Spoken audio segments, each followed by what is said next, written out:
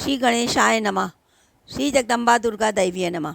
अंतस यात्रा की इस कड़ी में द्रौपदी की कथा का आगे का अध्याय हम आप सब तक पहुंचा रहे हैं।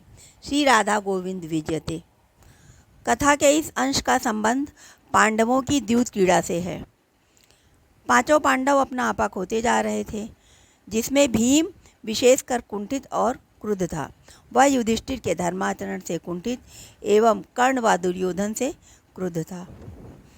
इसी बीच कर्ण ने दुर्योधन को कहा, मित्र, द्रौपदी अब तुम्हारी दासी है और दासी का कोई सम्मान नहीं होता, तब यह नारी वस्त्रों में क्यों खड़ी है?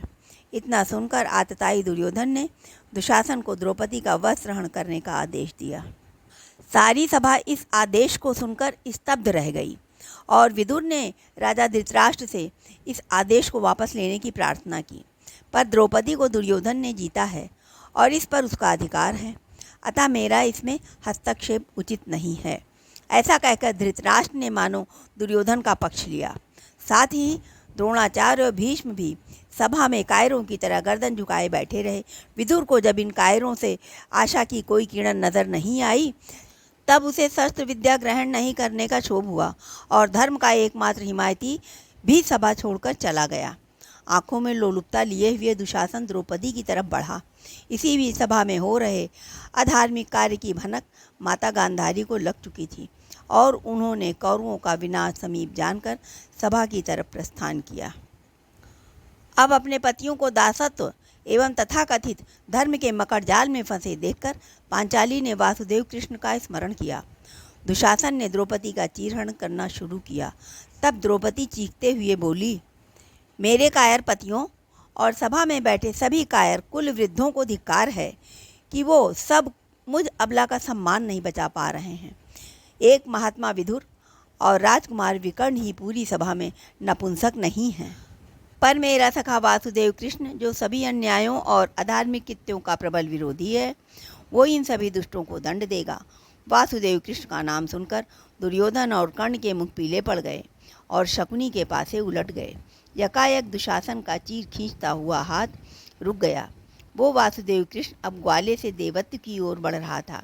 अब दुशासन, दुर्योधन, कर्ण, शकुनी को वासुदेव कृष्ण का सुदर्शन चक्र याद आ गया। साथ ही याद आ गया शिशुपाल वध। डरे हुए दुशासन ने चीर हरण बंद कर दिया और पूरी सभा में कृष्ण की माया का समावेश हो गया। गांधारी सभा में पहुंची तब डरी व सहमी द्रौपदी गांधारी से लिपटकर फूट फूट कर रोई और सारा वृत्तांत कह सुनाया। गांधारी ने धृतराष्ट्र से कहा कि आपने आज कौरवों के विनाश का अध्याय लिखा है और इस पुत्र दुर्योधन पर मुझे लाज आती है कि इसने मेरा दूध पीकर भी एक स्त्री को अपमानित किया। आज ये कुरुवंश पापी हो गया है। अगर अभी भी कुछ लज्जा बाकी है तो तुरंत पांडवों को दासत्व से मुक्त किया जाए और इन्हें इनका राज्य लौटाया जाए। ऐसा सुनकर दुर्योधन क्रोधित हुआ और उसने पांडवों को दासत्व से मुक्त करने के लिए मना कर दिया। भीम भी क्रुद्ध होकर बोला, माता, अब तो कौरवों का विनाश होकर रहेगा। मैं भीम प्रतिज्ञा करता हूँ कि जब तक इस दुष्ट दुशासन के अपवित्र भुजाओं को काट न लूँ और इस दुर्योधन की जंघा को तोड़ न दूँ, तब तक मुझे मोक्ष ना मिले। द्रौपदी भी बोली, मैं जब तक दुशासन के रक्त से अपने केशों का अभिषेक न कर लूं, तब तक मैं अपने बाल खुले रखूंगी। अंततः दुर्योधन ने धृतराष्ट्र व गांधारी के समझाने पर पांडवों को दासत्व से तो मुक्त कर दिया, पर राज्य प्राप्ति के लिए 12 वर्ष वनवास और 1 वर्ष अज्ञातवास की शर्त रख दी।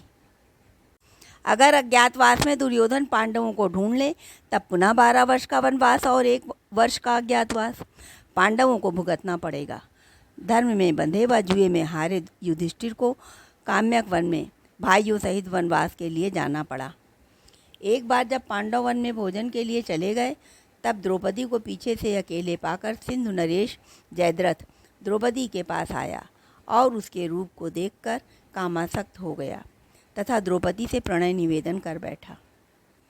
द्रौपदी ने गांधारी पुत्री दुशाला का पति जानते हुए जयद्रथ के इस दुस्साहस को क्षमा कर दिया, परंतु कामासक्त जयद्रथ ने द्रौपदी का अपहरण कर लिया। जब पांडव वन से लौटे तो अन्य व्यक्तियों ने पूरा वृत्तांत सुनाया। तब युधिष्ठिर की आज्ञानुसार पांडवों ने जयद्रथ को युद्ध में हराकर बंदी बनाकर युधिष्ठिर के समक्ष पेश किया। तब जयद्रथ को मारने का सुझाव आया।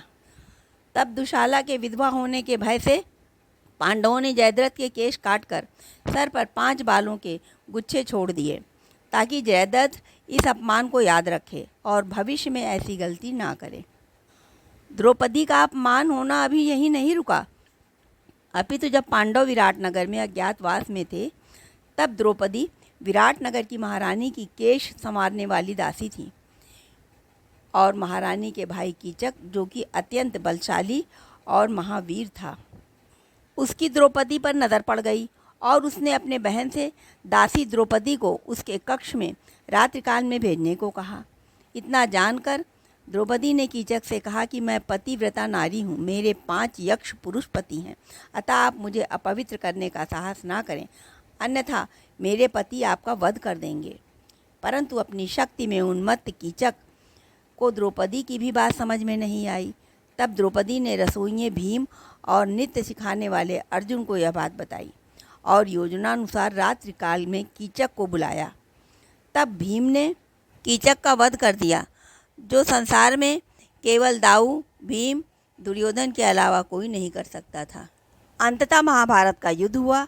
द्रौपदी ने ही समय समय पर पांडवों को प्रतिशोध के लिए ललकारा और महाभारत के युद्ध में महाबली भीम ने अपनी प्रतिज्ञा पूरी की।